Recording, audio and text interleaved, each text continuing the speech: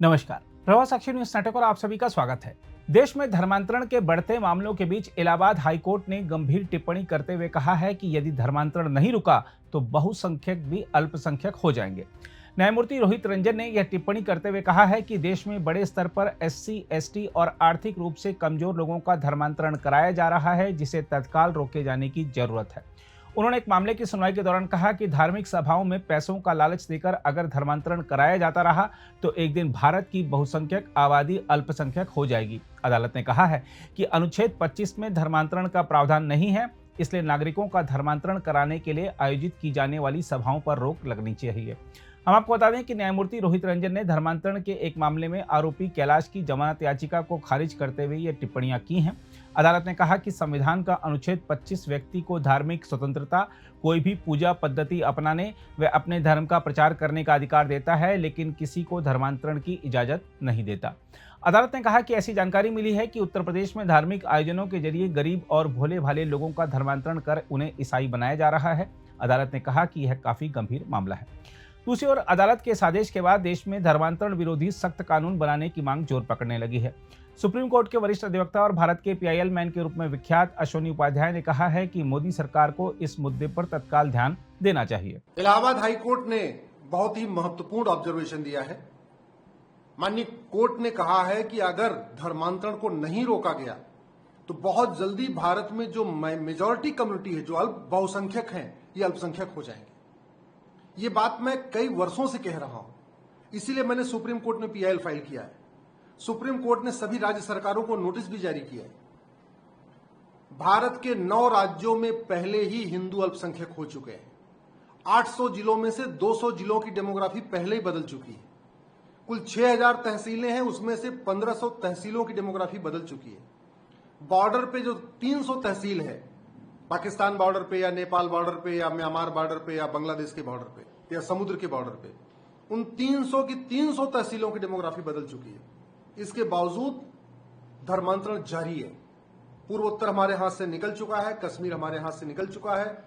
लद्दाख में तो हिंदू केवल 1% बचे हैं, लक्षद्वीप में हिंदू केवल 2% बचे हैं, कश्मीर में हिंदू केवल 2% बचे हैं। यही हालत आपके मिजोरम की है, नागालैंड की है, मेघालय की है। तो पूर्वोत्तर से बहुत तेजी साथ कम होते जा रहे। धर्मांतरण रोकने के लिए केंद्रीय स्तर पर कानून की जरूरत है। धर्मांतरण एक वेजिंग वॉर है। धर्मांतरण देश की सुरक्षा के लिए खतरा है। धर्मांतरण देश की एकता अखंडता के लिए खतरा है। धर्मांतरण एक ऑर्गेनाइज्ड क्राइम है।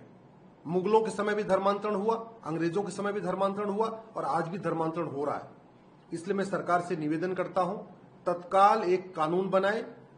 धर्मांतरण कराने वाले मिशनरियों, जिहादियों और उनके मददगारों के खिलाफ एनएसए लगाएं, यूएपीए लगाएं, गैंगस्टर एक्ट लगाएं, वेजिंग वॉर की धारा लगाएं।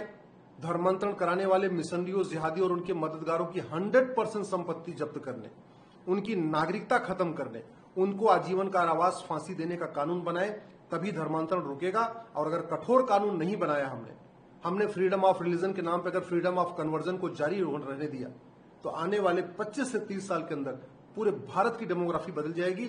और जो माननीय इलाहाबाद हाईकोर्ट ने कहा है वो एकदम कड़वा सच बोला है। मैं इलाहाबाद हाईकोर्ट के जज साहब को हाथ जोड़ के उनको धन्यवाद देता हूं, जिन्होंने पहली बार इस कड़वी सच्चाई को सबके सामने रखा। नहीं तो सामान्यतः मैंने देखा है सांसद, विधायक, मंत्री मीठा झूठ बोलते रहते हैं। पहली बार माननीय इलाहाबाद हाईकोर्ट के जज साहब ने साफ साफ कहा है कि अगर धर्मांतरण नहीं रोका गया तो आने वाले टाइम में भारत के हिंदू पूरे देश में अल्पसंख्यक हो जाएंगे, माइनॉरिटी हो जाएंगे। ये कड़वी सच्चाई है, इसलिए धर्मांतरण को रोकना बहुत जरूरी है। दूसरी ओर संत समाज ने भी इस मुद्दे को चिंताजनक बताते हुए सरकार से इस समस्या का शीघ्र हल निकालने की मांग की है। इस धर्मांतरण को जो नहीं रोका गया तो जैसा जज साहब ने कहा है कि अल्पसंख्यक जो है बहुसंख्यक हो जाएंगे और बहुसंख्यक जो है अल्पसंख्यक बन जाएंगे, जिसने बहुत बड़ा विस्फोटक होगा और हमारे देश के लिए जो घातक होगा। ये एकमात्र हिंदू राष्ट्र के रूप में भारत ही है और इसमें यदि ऐसी स्थिति आई तो यह भी अल्पसंख्यक के दृष्टि से यह भी उन लोग का प्रयास है और हमारे बहुत कुछ हिंदू का प्रयास है जिनको सत्ता नहीं मिली है, वो सत्ता प्राप्त करने के लिए ऐसा भी प्रयास करते हैं, वो भी उन्हीं के साथ में है अल्पसंख्यकों को। तो यह बहुत ही गंभीर बात है और सोचने वाली बात है, जो हमारे सत्ता पक्ष के लोग और सभी हिंदू लोग इस पर विचार करें, सोचें और कहीं पर भी अल्पसंख्यक की यह जो धर्मांतरण होता है इसको पूर्ण शक्ति के साथ रोका जाए। धर्मांतरण के मामले को लेकर इलाहाबाद खंडपीठ ने टिप्पणी किया है। कोर्ट को बहुत बहुत साधुवाद, आभार है। हम लोग लगातार धर्मांतरण के मामले में जूझ रहे हैं, चाहे वो लव जिहाद का प्रकरण हो, चाहे ईसाई मिशनरियों के द्वारा चलाए गए लालच देकर धर्मांतरण अति दुखद है, अति निंदनीय है और ऐसे कई मामले से हम लोग आहत हैं। लेकिन कोर्ट को साधुवाद है। कोर्ट ने कहा है कि अगर इस पर सरकार चाहे कोई भी संगठन संज्ञान अच्छे तरीके से नहीं लेगा तो हिंदुओं का बचना असंभव हो जाएगा। कोर्ट ने सही कहा है। एक नहीं कई मामले हम लोग झेल रहे हैं लगातार, जिस प्रकार से लालच देकर, सहयोग के नाम पर, प्यार के नाम पर,